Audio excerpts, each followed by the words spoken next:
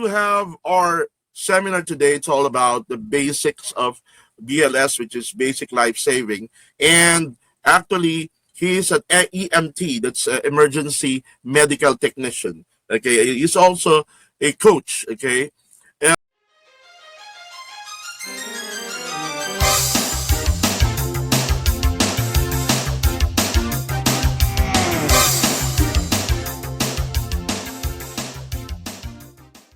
Water, vital to our daily lives. It gives us life. It transports us. It's a playground for sports and activities. But water always deserves our respect. Without warning, it can suddenly and silently take a life.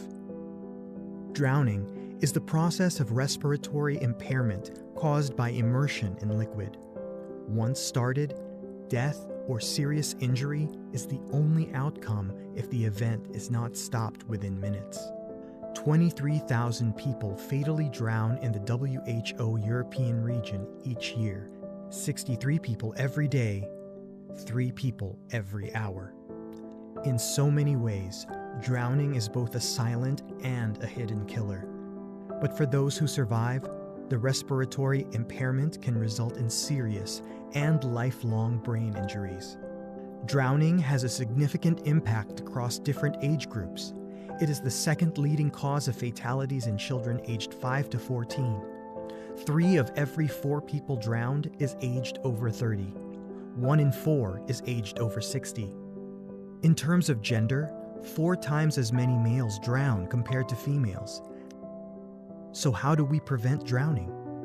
The World Health Organization has published recommendations on a range of different actions that countries, governments, communities, families, and individuals can take. Many drownings occur when children inadvertently fall into water. To protect these children, we must restrict access to water through the use of barriers. Whatever the aquatic environment, a child can drown in seconds. Therefore, parents and caregivers must be aware of the vulnerability of children and provide constant, uninterrupted, responsible supervision. From school-going age onwards, everyone can be taught survival swimming skills. These skills are not intended to create Olympic champions, but rather to give children and adults the confidence and the ability to get themselves to safety if they unintentionally fall in the water. Swimming skills are also highly valuable as a healthy physical activity. Lifeguards and bystanders can be trained to rescue and resuscitate drowning victims. However, a simple rule must be remembered. Your own personal safety comes first. The only thing worse than one person drowning is for 2 or more persons to drown trying to rescue another. Life jackets and other certified personal flotation devices save lives. Their correct use in water transport and water recreation must be mandated and promoted. Alcohol is a major risk factor in drowning deaths and aquatic injuries. Legislation must restrict the use of alcohol in water transport and recreational water settings. Whilst rare events, water transport or environmental disasters such as a ferry capsize or a flood can result in huge numbers of drowning victims. Setting and enforcing regulations is crucial to safe water transport, and the broadcast of emergency warnings to the population of an impending flood can give people the time to get to safe ground. The causes of and contributors to drowning are many, and drowning prevention is just as interdisciplinary. To be effective, all stakeholders should work together to develop and implement a strategic plan that is relevant to how people drown in your community. No matter the water environment, inland or coastal, cold or warm, no matter the water activity, occupational or recreational, no matter the risk, alcohol, beach, boat, or bath, no one has to drown, not on our watch.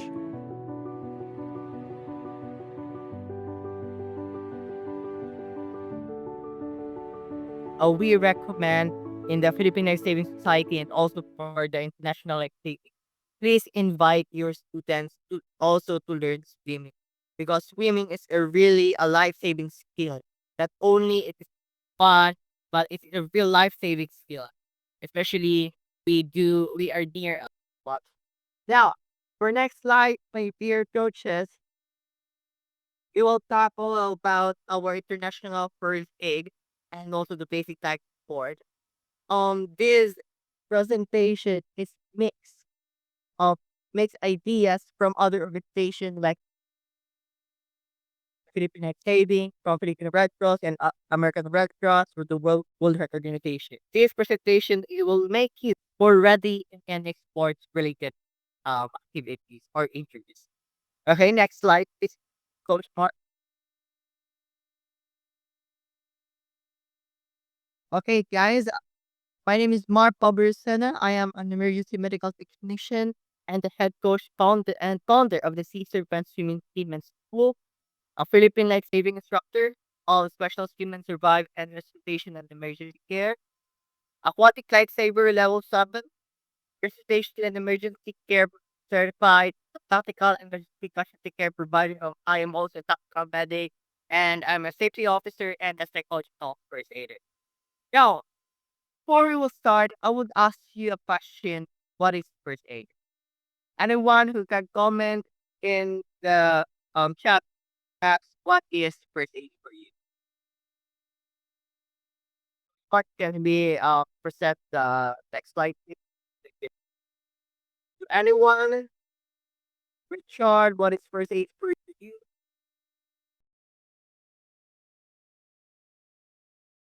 Spring from acute illness or injury. It is designed to prevent life, to prevent the condition from worsening, and to promote recovery until professional medical help arrives.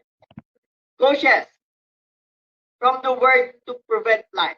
In first aid, we are preventing life. Again, and also we prevent furthermore injuries, my dear coaches. And also we promote recovery until the medical professionals arrive. So recovery in some cases, if you don't treat your injury properly, it will also give you a life-threatening condition or either a lifetime change into your life. If a dislocation did not first aid properly, maybe or sooner you cannot walk or your athletes will not walk. So now the question is this: why we need as a coaches, why we need to study first aid or why we need to learn first aid and basic life support? My dear coaches, in this seminar, if you think that first aid is not for you or listening about basic life support is not for you because you are smart, if you are intelligent, you are freely to go. No? Because I hate coaches who are saying to me, Coach, we don't need first aid. We don't need to listen about basic life support because, again, Coach, it is useless because there are medics already. Now, if you see, brothers, my dear coaches, coaches are required first aid and basic life support training to provide immediate and life-saving care during emergency, as they are usually the first on scene during practice or game. Not all the time there is medics. Not all the time there is lifeguard. Ethically speaking or legally speaking, my dear coaches, we have responsibility as a coach to have a duty to care to ensure the safety of their athletes and making training essential for mitigating a risk. Common sense. If you are there, coaches, you are the first one to act. Nobody else. Okay, except if you have a swimmer or if you have an athlete that is also a first aider. Now, we will talk all about sports-related injuries and their first aid. We will focus on these things because we are coaches. Now, first aid training will took you for 3 days and 1 year to master all the first aid. So we will just focus to the sports-related injury and to its first aid. Now, what are the top common sports injuries? Number 1, this is the most common things that happens. Strain. What is strain? It is overstretching or tearing of muscle or tendons, commonly in hamstring, joints, or lower back. Next is sprain. What is sprain? It is a stretching or tearing of a ligaments, frequent in ankle or knees. We will tackle it more deeper later. Okay? So, knees injuries includes runner knees. It is all about ligament tearing. It's all about dislocation. Shoulders injuries. It's rotator cuff tear, either it's strain or either dislocation. Fracture. Broken bones in fingers, toes, or ankle.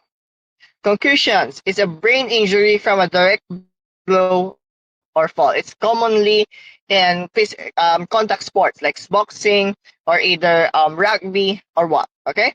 So now next is the lastly common is the wound. Is an injury to living tissue caused by a cut or a blow or other impact. Typically one in which in the skin, cut or broken. We will tackle about strain. Okay, strain, my dear coaches, is a tear or a stretch in a muscle fiber, often causing pain or swelling and reduced movement. Even coaches, even we do stretching to our athletes, it is we are still prone to strain. Coach, what is the first aid? So first, pea rice. If you're eating rice, then you're lucky. No, I'm joking. Pea rice. What is the meaning of pea rice? First is P. Protect the injury. Stop using the injured limb pad to protect.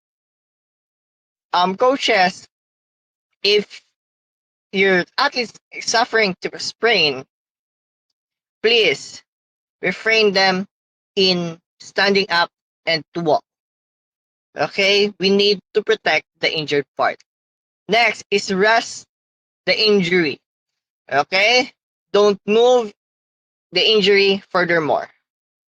Next, we apply ice. The I is ice. Why we apply ice? Why not hot compress? Why it's cold compress? Because the cold help us to lessen the pain. Okay, not to wipe out the pain, but to lessen the pain. Next, comfortable support. Apply a supportive bandage. We do bandage to the injured part so that we to have a support to that injured part. And next is we need to elevate to reduce swelling. We need to elevate. If it is a foot, you lay down, find a 1 feet tall bag or 1 feet tall chair, then elevate it. Why we need to elevate it? What is the help of elevating to reduce swelling? Because we need to reduce also the pressure to the injured part. Okay, gets? We need to prevent the pressure to the injured part. Next is seek for the medical professional. Why we need to seek medical professional? Because if we will just leave the strain to our own self, it will we will damage again another muscle, another fiber. I have this experience, my dear coaches. I have one athlete in track and field. He do strain. He does a strain in the competition. So what happened? We treat him, and then the doctor advises that he needs to rest for 6 months. You see, um, he need to rest for 6 months. Now, what will happen if we don't bring my athlete to the hospital?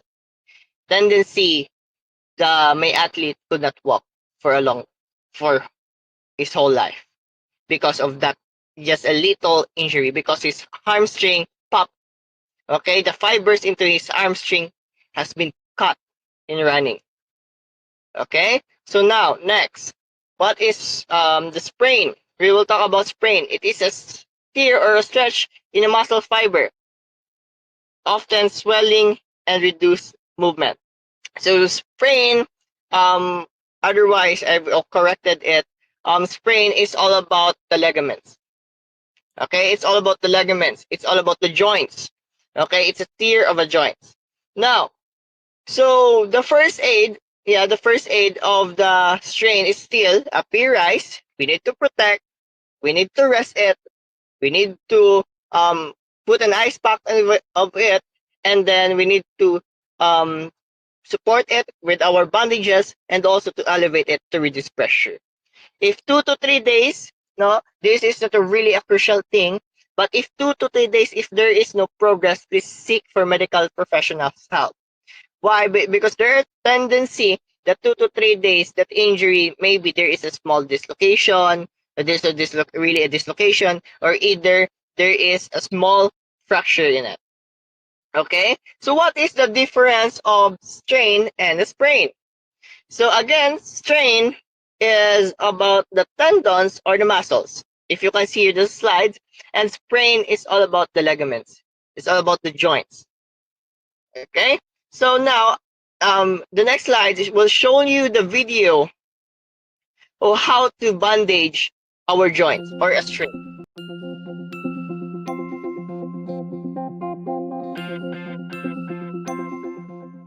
If someone sprained an ankle, knee or elbow, you can use a bandage to support the limb. To make sure you give the right kind of support, bend the joint slightly and apply an ice pack and padding, and then a bandage to help cool and support the injury. You need to wrap it either side of the injury too, to give enough support for the whole area. We're going to demonstrate this technique on an ankle, but you could use it for an elbow or a knee. To bandage an ankle, use a roller bandage. Make sure you have the ankle raised and supported to start with, and then apply an ice pack and some padding.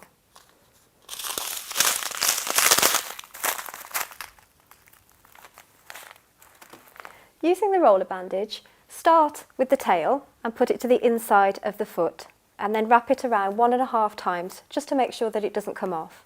I'm just going to lift up your leg a little bit. Okay.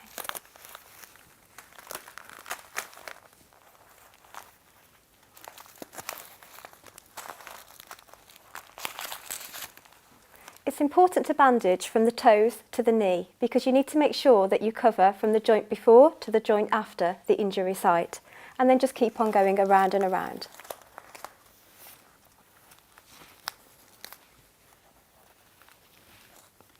So keep on going until you get to the knee.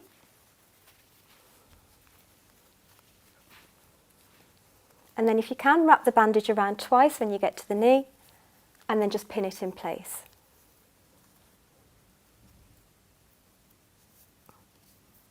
Does that feel okay? Yep. To check circulation, squeeze the toenail for 5 seconds. When you let go, the colour should return within 2 seconds. If it doesn't, it means the bandage is too tight and you need to loosen it off and reapply it. Keep checking the circulation every 10 minutes because the ankle may still swell. So remember, when you're bandaging a sprain, apply an ice pack and then cover the injury with padding. Apply a roller bandage to hold the ice pack and padding in place and to help support the injury. Check circulation every 10 minutes and keep the injury elevated. And that's how we bandage a sprain.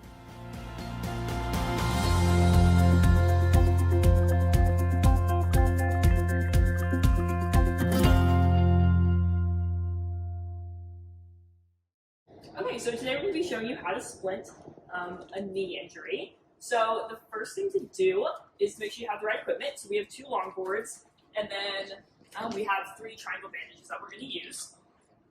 Okay, so on the injured knee, it's important when you have a joint injury that you're going to first hold manual stabilization. So you're going to go for the long bone above and below the joint. So I'm going to start holding manual stabilization, and then I'm going to have an imaginary partner take over that. And then the next thing that we're going to do is we're going to check PMS. So we're going to feel for a pulse. And then can you wiggle your toes? And then can you feel which toe I'm touching? Okay? And then while my partner's holding manual stabilization, I'm going to go ahead and get my boards ready. They have a hard side and a soft side. So make sure that your soft side is in, touching your patient. And then ordinarily I would have a partner hold these while I'm getting my ties ready, but Shani's going to hold them. And then, okay, so for our first tie, we take one triangle bandage, and there's a little space right here between her knee and the tops of these two boards. So I'm going to start with the corner of my triangle bandage, go underneath her knee, then around both of the boards. And then I'm going to make a tie. It's really important to make sure that you're tying the triangle bandages onto the orange boards. You never want to tie a knot on your patient. It's so that mainly so that you can make sure your knot is really tight and also for patient comfort. So I'm just going to go ahead. When you're splitting on a real patient, you would want to just go ahead and knot this, but for practice, we're going to go ahead and loop it. All right, and then your second triangle bandage. So when we're looking at the boards right here, you can see that there's kind of a wide acute angle here, and then, an obtuse angle here, and then there's an acute angle right here that it makes with her body. So we're going to take our second triangle bandage. We're going to go into the acute angle, pull it down as far as we can towards her leg. Then we're going to cross the triangle bandages on this board. One tie is going to go down around her leg. And then we're going to tie on the opposite board.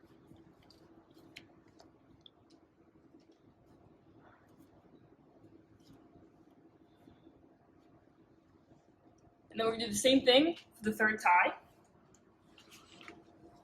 Again, if the boards are like this, you can kind of see there's an acute angle right here, and then there's a more obtuse angle on the bottom.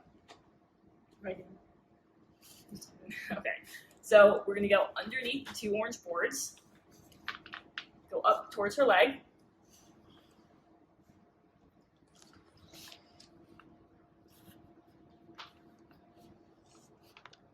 cross on the opposite board. It's really important at this step you want to hold these two ties really tightly. That way you can maintain tension all the way around the tie. One tie is going to go under, one's going to go over, and then we are going to pull on the opposite board. Loop the ties together, and then that's it. Last thing we're going to do, make sure we check PMS again. So feel for a pulse. Can you wiggle your toes? And then can you feel Sean touching? And then the way we have this, Shawnee won't be able to move her leg. So can you try to straighten your leg? And that's the most important thing. Make sure your ties are tight. And this way the patient won't be able to move their leg at all during transport. In actual first aid training, we do have a patient and we do the equipments. Okay, so this is just a seminar again, my dear coaches. So we just it is a theory, more on theory. Now next, shoulder injury. Now it includes the rotator cuff tear, tendinitis, dislocation, and fracture. Often results from acute trauma fall or repetitive overhead motion in sports and daily activities. Common symptoms include pain, swelling, instability, and limited range. Okay, it's all about our shoulder. Now, what is the first aid in our shoulder? Again, in sports-related injury, always remember the P rise. Okay? Again, protect the injured part, rest the injury, put an ice packet, and comfortable, supportive, apply supportive bandages, elevate to reduce swelling. How we elevate our shoulders? Put your patient in a sitting position, okay? And then seek medical professional immediately. Now, next, I will show you how to bandage the dislocated shoulders. These are the videos can help us how to we properly bandage our dislocated shoulders. Bicep tendon, like the bicep tendon, you're gonna go around the shoulder and then around the body, and then you're going up, and everything should be kind of at this anterior shoulder, around the shoulder, around the body, around the shoulder, around the body.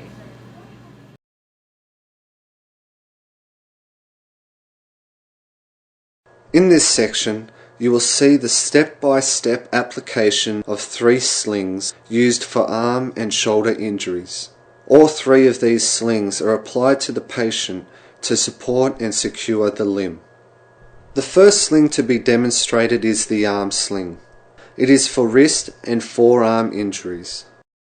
Hold the triangle bandage with the longest length vertical and hold the arrow pointing to the injured side of the body.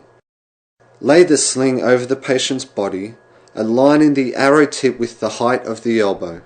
Have the patient move the injured arm across their body, then take the bottom of the sling and fold it over the other shoulder. Fasten the sling at the shoulder with a knot, ensuring that the elbow is covered and supported by the sling.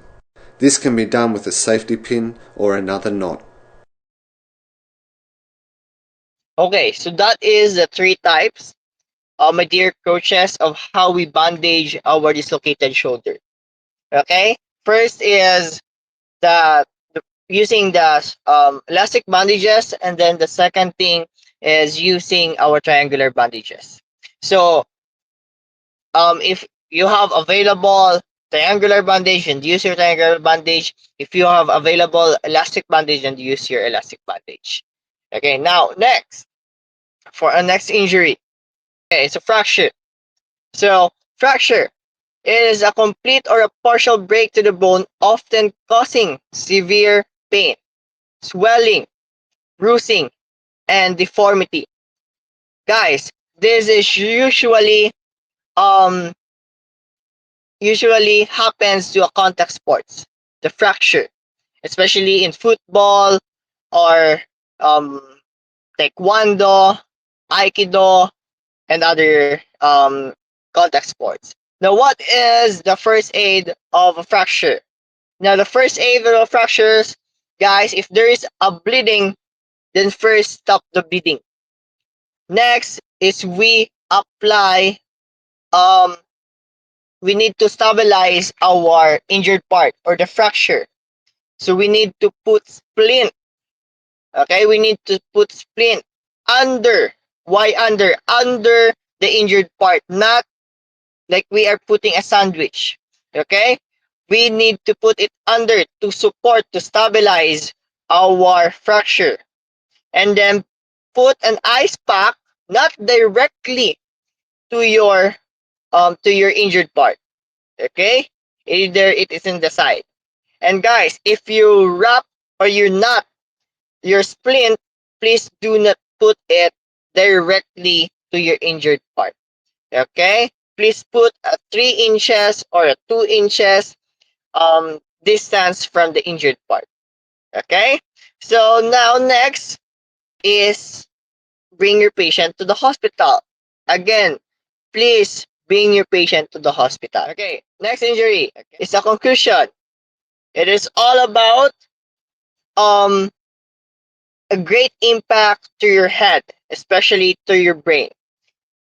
Okay, it is commonly, guys, if you it's a blow to your head. This is commonly in boxing. Okay, sometimes concussion can impair the consciousness of your patient, memory loss, and visual disturbance. Okay, your patient or your athlete may go to unconscious. Okay, so this thing, the first aid of this one, guys, is first you put an ice pack, okay, into your head, and then bring your patient to the nearest hospital, because concussion can also create blood clot to your head. Okay, one time when I was in high school, I do volleyball. I slept the floor, and then I hit my head to the floor, and then I have a 2 blood clot into my head. Now, immediate first aid. Stop the activity instantly. Okay, assess and monitor your patient. If it is unconscious, call an emergency or an ambulance. Keep still, don't move your patient, support the head, manage the injury, use a cold pack, okay, to reduce swelling for 10 to 20 minutes. Apply firm, direct pressure to the bleeding or wound if there is a wound, but avoid direct pressure to the skull fracture. If there is a fracture to the head, please do not put a pressure. Okay? Because there is a tendency that your skull will puncture your brain. Next, do not move unnecessarily. If the person is wearing a helmet, leave it on. Especially on taekwondo, we wear helmets. Please don't take off the helmet immediately. Okay? Let the ambulance crew, the EMTs, the paramedics to get it off. Okay? Next, avoid medication or do not give food, drinks, painkillers to the patient. Sometimes other athletes, if they hit their head, they will ask for water. So please do not give them anything. Why? Because there is a tendency that you, the athlete, will choke to that food or to that water. Why, coach? Why he will choke if only the head is injured? Because the brain also controls your gut reflex, your throat. Okay? So please, when to call 911? First, if your patient is unconscious, guys, please call 911 immediately. Severe increasing of headache.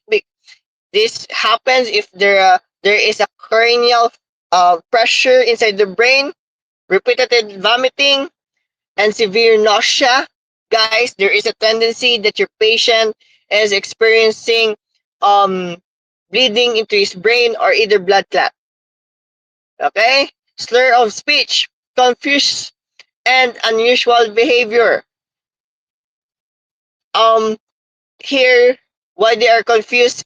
Because the brain is affected. Okay? Weakness, numbness, or decrease of coordination. Watery or bloody fluids dripping to the ears or nose. Guys, if you can see into the ears of your athlete, there is a thick yellowish, and a white fluid coming here. Okay? That means he has a severe, okay, it is having severe head injury. So please call immediately an ambulance. Wounds. Okay, this is commonly bruises or cut. Wounds is typically a cut or a break to your skin, my dear coaches. So now, what are the different kinds of wounds?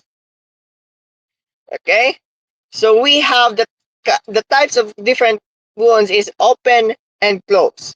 First, the open wound is exposed or underlying tissue, increasing infections risk, while the closed wound, that likely bruises or hematomas, involve internal damage without breaking the skin. Now, what is the kinds of, or what is the types of wound? The next slide, we can see here the first is abrasion. Okay, abrasion is just a small scratches. Next is the laceration. The laceration, guys, it is a zigzag form because you have been cut of a sharp object. And then we have here a punctured wound. Okay, a punctured wound is all about there is an impaled object inside, avulsion. Okay, the skin peeled off, and then the incision. The incision is a straight cut. Okay, the laceration is a zigzag cut, and then the incision is a straight cut. And amputation. What is amputation? It is a cut off partially of a part of the body. Okay, that is amputation. Now, how to first aid your wound? Okay, the first thing to do is to wash or to stop the bleeding first. Okay, stop the bleeding if it is severe. Put a pressure in it. and then wash your wound. After you wash your wounds, put an antibacterial cream to the wound and then put a dressing on it. A sterile dressing, a clean dressing. Okay?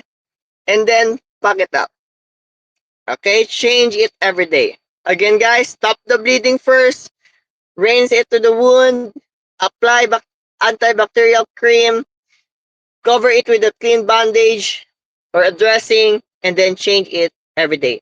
Now, if it's impaled, okay, if it's impaled object, do not get off the impaled object. If there is there is a pen stabbing in his chest, do not take it off. Just put bandage up, put dressing around the punctured um the punctured wound to stabilize your impaled object. Okay? If there is a punctured wound, please bring your patient to the hospital. If it is if it is um cut finger, guys, please, or amputation, amputated finger, amputated leg like that, please secure the amputated part, okay, the finger or the leg, put it into a plastic, okay, wrap it in a plastic and put into an ice, okay, and then please bring it also to the hospital, the one who is been take off, okay, the patient and with his amputated finger or amputated um part of the body. Now, guys, we will talk all about basic life support. Okay, basic life support is all about CPR, or CPR we are calling is a cardiopulmonary resuscitation. It means we are helping to pump our heart and also to give oxygen to our lungs. Okay, as a definition, it been given to a patient who has no signs of life.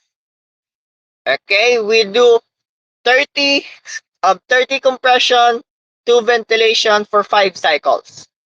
Okay, here you can see the video I present how CPR works to our body.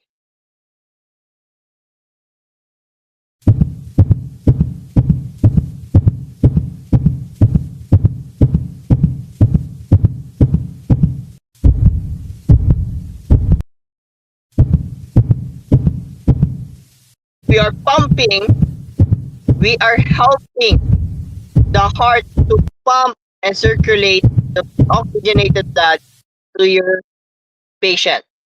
Why we need to do CPR?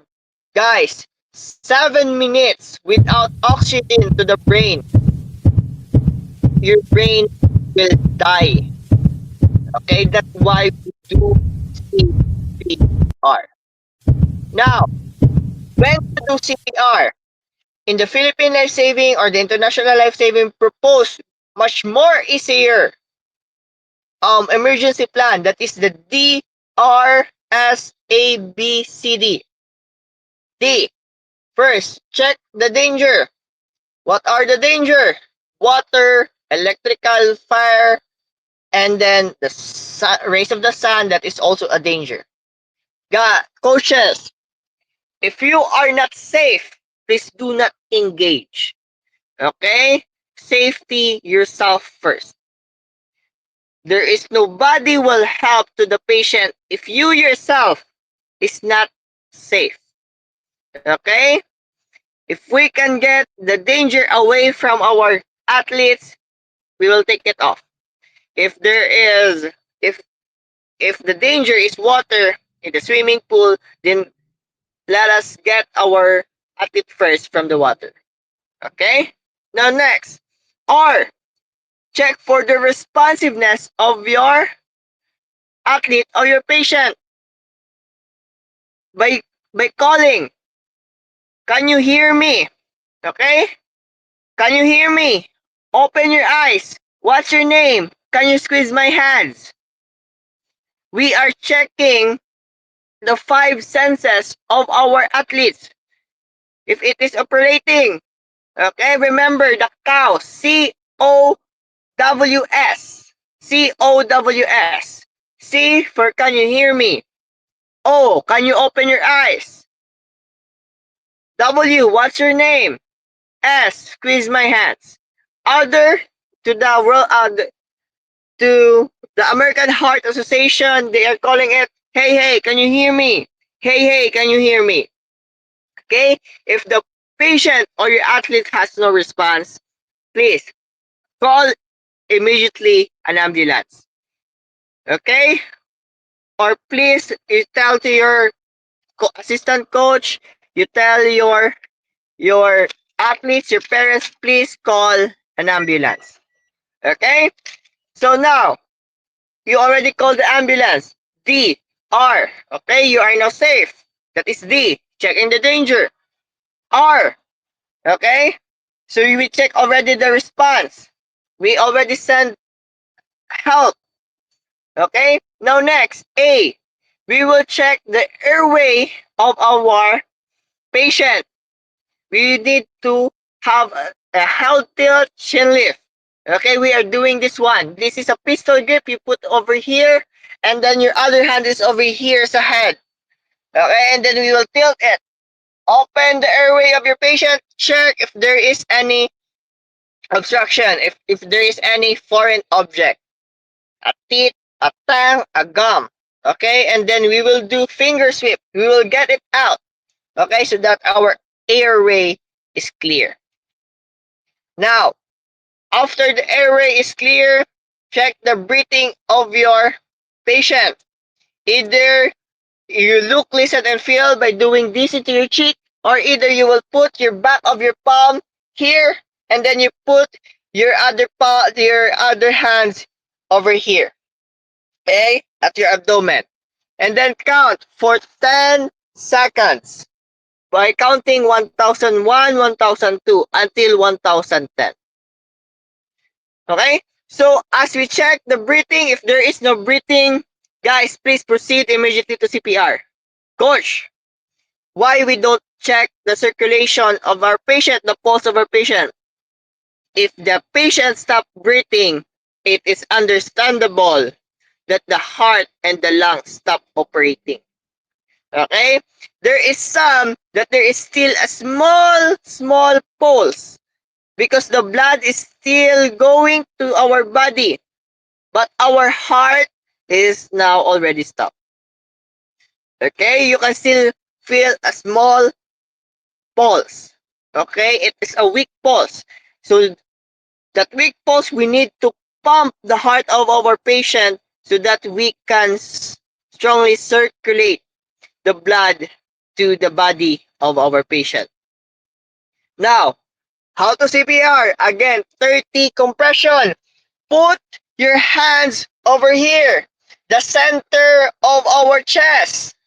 Not in the nipple line, not above the sternum or 3 inches, at the center of the chest.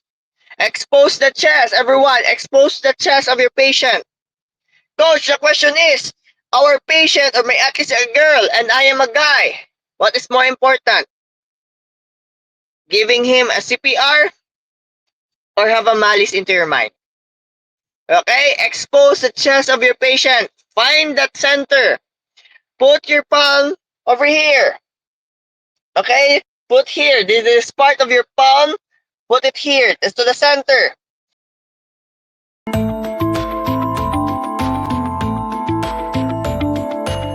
To perform CPR on an adult, first check for danger.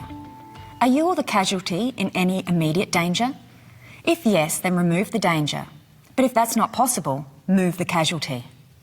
Now try to get a response by kneeling next to the person and squeezing their shoulders. Open your eyes. Hold their hand and ask them to squeeze if they can hear you. Squeeze my hand if you can hear me. If there's no response, send for help. Call for an ambulance on 000, or if another person's available, ask them to do it. Call an ambulance. Open the airway by checking the person's mouth and removing any obstructions with a finger sweep. Once the mouth is clear, tilt the head back to open the airway. Look, listen and feel for any breathing. If they're breathing, gently roll them onto their side into the recovery position. But if you can't detect normal breathing, then start CPR. 30 compressions of the chest, followed by 2 breaths. Here's how. Begin by kneeling next to the person's torso. Place the heel of one hand over their lower sternum, with your other hand on top. Lock your fingers and lean over so your arms are straight. Push the chest down by 1/3, about 4 to 5 centimetres.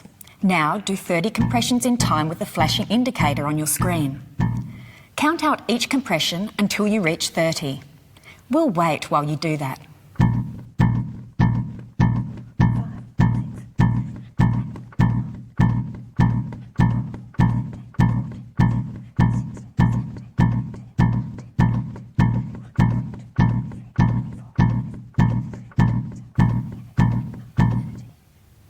Reached 30? Time for the 2 breaths. Tilt the head back, lift the chin, block the nose. Completely cover their mouth with yours and breathe out. After each breath, look for the rise and fall of the chest. That's all the breath you need, enough to lift the chest. Continue CPR at 30 compressions to 2 breaths until the person responds, or normal breathing returns, or the paramedics are ready to take over. This is hard work and you'll soon tire, so if there are other people nearby, get them ready to take over. Can you give me a hand? As you continue to provide 2 breaths, make sure the head is tilted back and that the chest rises and falls each time. If the chest doesn't rise, it may mean that the head is not tilted back enough, or that the airway is blocked. If the person is still unresponsive and not breathing normally, apply a defibrillator if one is available. Follow the prompts of the defibrillator and be prepared to continue CPR if required and as directed. Peel 1 white pad from the grey case. Otherwise, keep doing CPR until help arrives. When the ambulance arrives, the paramedics need to get to the casualty as quickly as possible, so have someone ready to meet the ambulance. Okay, so that is DRSABCD. Always remind everyone, I will send to Coach Dennis the DRSABCD poster. You can print it out. You can have a copy it into your phone so that it will remind you how we do in case of emergency. Now, everyone, if you have a question, clarification, it is time now. If you're shy, you can just put it down into the chat box, or if you want to open your camera and also to open your microphone, you can also do that.